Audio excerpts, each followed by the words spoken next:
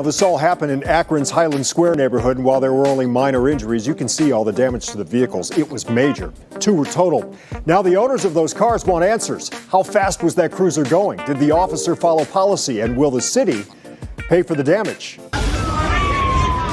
It's just after 1 a.m. on October 20th when residents and people out for a night of fun in Highland Square are startled by the sights and sounds of an Akron police cruiser slamming into a parked car on West Market Street, setting off a chain reaction crash that left 3 other parked cars damaged. I just heard a bunch of commotion. I went outside and I asked what was going on, and they said that somebody hit 4 cars on the street, and my car was one of the cars. Stephen Rockich works as a bartender at Square Nightclub. His car was second in the line and totaled. The front end smashed up. You described it like it was smashed like an accordion. Yep, just totally, like you can literally see the hood of the other car was like that. 2 officers who were in that cruiser and a man getting out of one of those parked cars went to hospitals with minor injuries. Stephen is now forced to find rides to work, and 9 days later, he hasn't heard from Akron police. Honestly, I don't really know why it's taking this long. It's like if the cops smashed into the cars, I feel like the cops should just be paying right now. I have insurance, I have comprehensive and liability, but I don't have collision, and it's considered a collision type of incident, so my insurance won't cover any of it. News 5 obtained the crash report that shows Unit 2, the police cruiser, was at fault. Police say the cruiser was responding at a high rate of speed to an emergency burglary call with its emergency lights activated. But when the officers swerved to avoid another car making a U-turn, the cruiser slammed into the line of parked cars. I care about this area and my neighborhood, and I want answers too. Community organizer Fran Wilson has been looking into the cruiser crash. The report states police didn't activate sirens until just before the crash.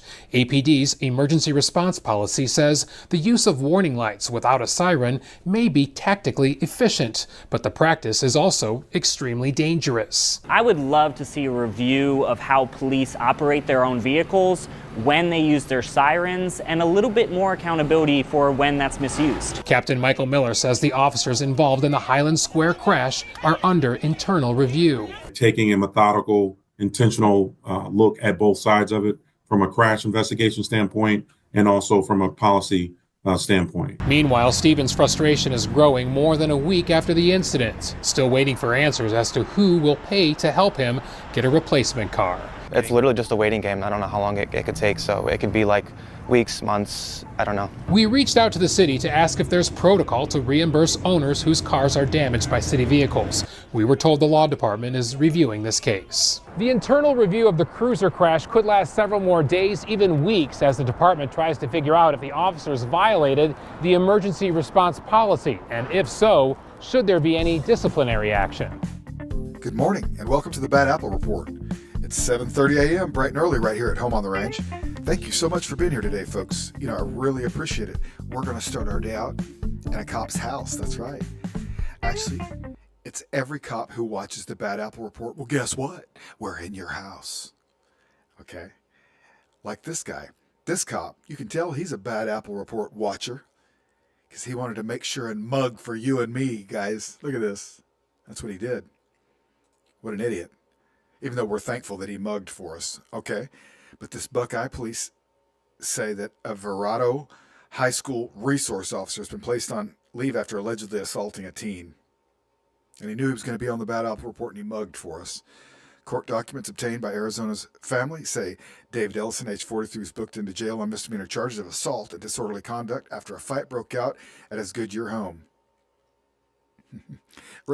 Arresting documents say that Goodyear police responded to a 911 call around 11:15 p.m. on Monday about someone needing help, who then hung up the phone. Oh no, police called back, and the teen, who Arizona's family is not naming to protect the victim, said he had been hit in the face and were bleeding from their nose and mouth. Ooh, that's some good writing. Officers arrived and found the victim bleeding from the nose in the front patio. Dang it. Ellison was in the driveway, who appeared to have injuries to his left arm and appeared intoxicated, police say. What's wrong with your arm, Ellison, goofball? The victim said Ellison had shown up drunk and that the both of them had an argument that began to escalate. Eventually, the victim said that Ellison became agitated and walked up to the victim until they were touching chest to chest. All right. A few moments later, the victim reportedly punched Ellison's truck. At that point, Ellison then said that he touched it again, he would kill him. Oh, dang. Must be a nice truck. The situation continued with Ellison reportedly telling the victim that if they wanted to fight, they could, and taunted them. As the victim tried to walk away, Ellison reportedly pushed them and then punched the victim 2 or 3 times with a closed fist in the neck and face. Idiot. Court papers said the victim suffered a cut to their left elbow and had redness to their chest and neck area. One witness told police they heard the victim say, "I can't breathe," approximately 3 times during the ordeal. Ellison reportedly chose not to speak with investigators about the incident. He was booked in the Maricopa County Jail and released on his own recognizance. Buckeye police confirmed Ellison has been placed on administrative leave pending the outcome of the investigation. According to a 2022 release about Buckeye, the officer had previously been honored, oh great, for his service to the school. Yeah. Officer said he had been inducted into the first AGWA, whatever. He's indicted now. All right, police officers, especially those tasked with, look at that idiot, you guys. That's the look of one of our fellow Bad Apple Report watchers of the cop persuasion. That's right. On with the show. A Charlotte-Mecklenburg police officer is now facing harassment charges across the state line in Rock Hill. He was arrested during a traffic stop in Lincoln County and is now awaiting extradition to York County. Queen City News South Carolina Bureau Chief Shakira Speaks takes us through what we know about the case so far. A Charlotte-Mecklenburg police officer is behind bars, accused of harassing the same victim twice. Congratulations, keep up the good. That same officer was once the CMPD Officer of the Month in 2018 for taking down 3 suspects who were engaged in a shootout on Brookshire Boulevard. Hopefully that'll help take some of that down. On Tuesday, Dylan Lineberger was charged with first-degree harassment. Authorities say he vandalized several cars on Grady Drive in Rock Hill on October 22nd. 2 days later, investigators received an additional incident of harassment around the Food Lion on Ebenezer Road. He was arrested by the Lincoln County Sheriff's Office and awaits extradition to South Carolina. CMPD Chief Johnny Jennings says he was disappointed to learn of Lineberger's arrest. In a statement saying, Folks are reporting on a Loudoun deputy who's been charged with having X with an inmate. A Loudoun County Sheriff's deputy has been charged with having X with an inmate at the Adult Detention Center in Leesburg. Whew. Thank goodness it was the Adult Detention Center. Mason Zimmerman, hold still Zimmy, age 30, was arrested Sunday after he allegedly had X with a female inmate Friday. Ooh. According to the criminal complaint filed in Loudoun County District Court, Zimmy admitted to the charge in an interview with another deputy. Okay. Little kiss and tell there, Zims.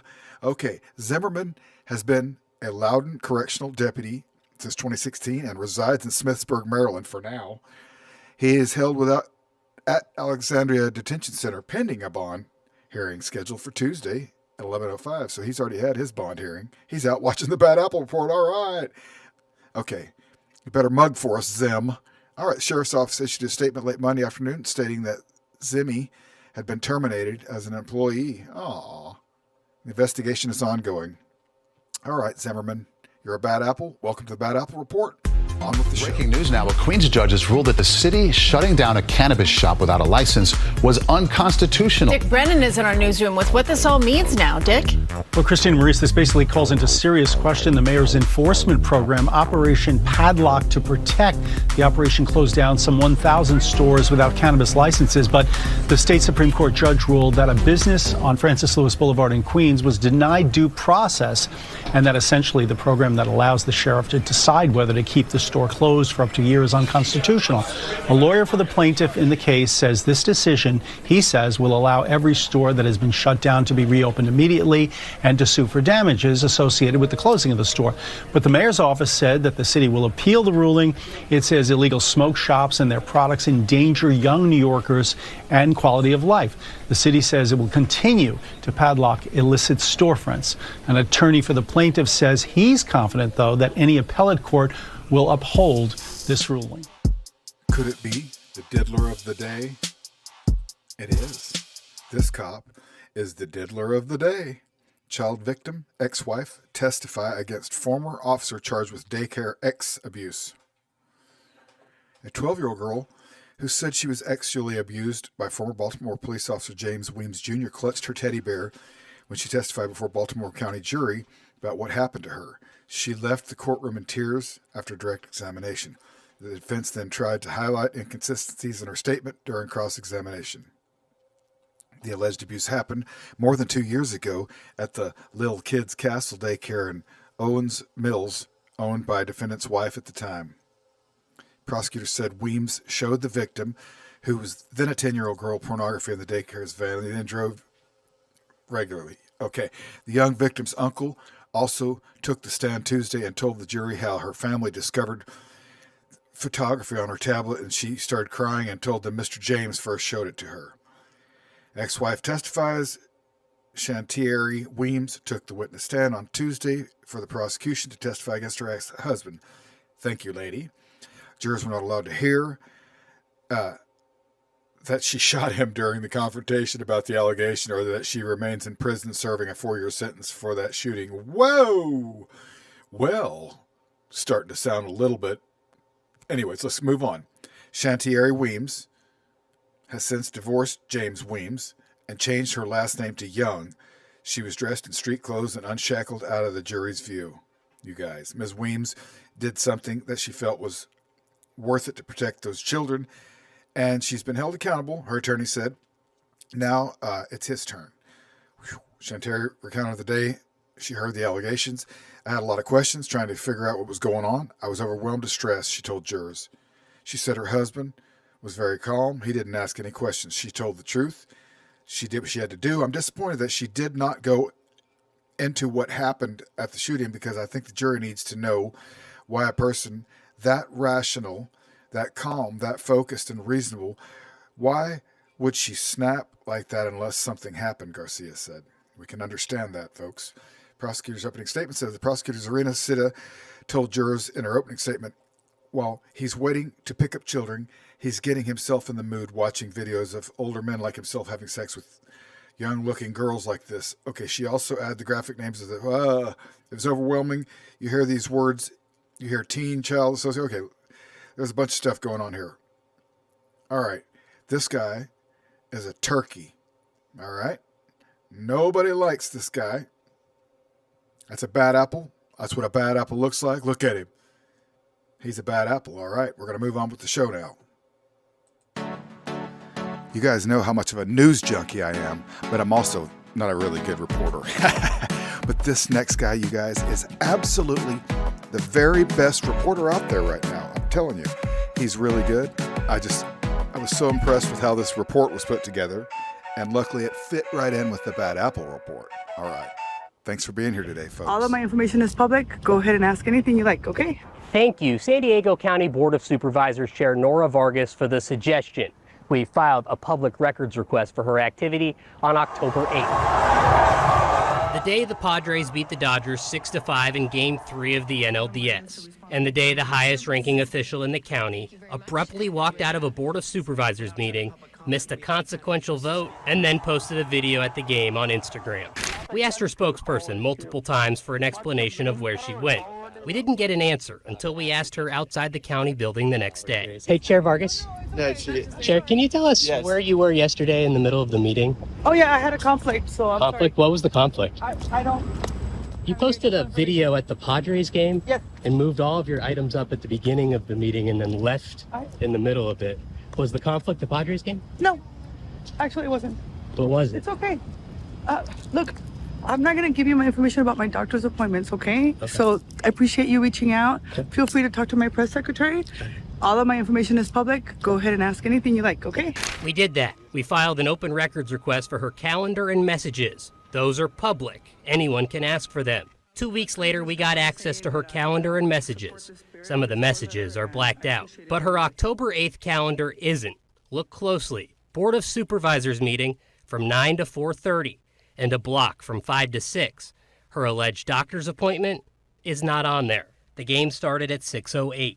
On Monday, we asked her team why her calendar didn't show the appointment she said she was at. They didn't respond. The records request also revealed another interesting nugget. Messages to California State Treasurer Fiona Ma. The day before, Ma had visited Imperial Beach to see the sewage crisis firsthand. The county supervisors, including Vargas, voted no on the 8th against Tara Lawson-Remer's request for a Superfund designation. During the day, Vargas texted Ma, "Wish you would have called me on the Superfund. This is my district. And honestly, no one reached out before. I'm going to ask that you hold off. You and I know each other well, and I can assure you my district is my priority, and so I ask for you to hold off, please." The vote that Vargas missed was on an item brought forth by Lawson-Remer. It eventually passed at the next meeting when Vargas was present. I asked Vargas's team today if she missed the vote intentionally as a political move against Lawson-Remer. They didn't answer my question. Spencer Soysher, ABC 10 News. You wanted the worst? Well, you got the worst. Detroit Rock City. That's right. Detroit police officer charged with domestic violence for the second time. A two-time loser. 47-year-old Detroit police officer who looks about 80 was arraigned Wednesday on a domestic violence charge, 6 years after he pleaded guilty to the same crime, after prosecutors allege he threatened to execute a woman in the Harris Township home. Oh, in his Harris Township home. That's even worse. Louis Wilson was arraigned Wednesday on 41B District Court in Mount Clemens on a charge of misdemeanor domestic violence, his second offense, which is punishable up to a year in jail. That's all this thumb's going to get. Anyways, according to the Macomb County Prosecutor's Office, well, that's not enough. After Wilson pleaded not guilty to the charge, Magistrate Ryan Zemke set a $5,000 personal bond for this two-time abuser-loser and scheduled a pretrial hearing for November 25th. Aw, fantastico. The alleged incident happened on October 22nd in Wilson's home, prosecutors said in a release. It is alleged that, it's going to be good, Wilson arrived at his home and told the victim he was going to execute her. Oh, and so he gets out a $5,000 personal bond thanks to a knucklehead judge. That's just wonderful. The victim fled to a neighbor's house and called police. Oh, look at that. Second time he's done it, this goofy cop. Fantastic. It's amazing. The justice system. Okay, folks. 3 Harris County mugshots for Houston ISD educators charged with engaging in organized crime for an alleged teacher certification scheme.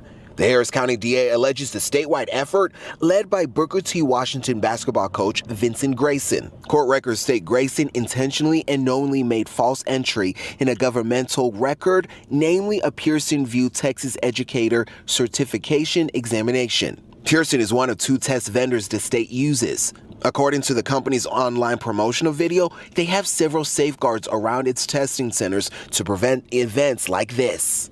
Many programs require 2 forms of ID. For example, a passport, driver's license, or credit card.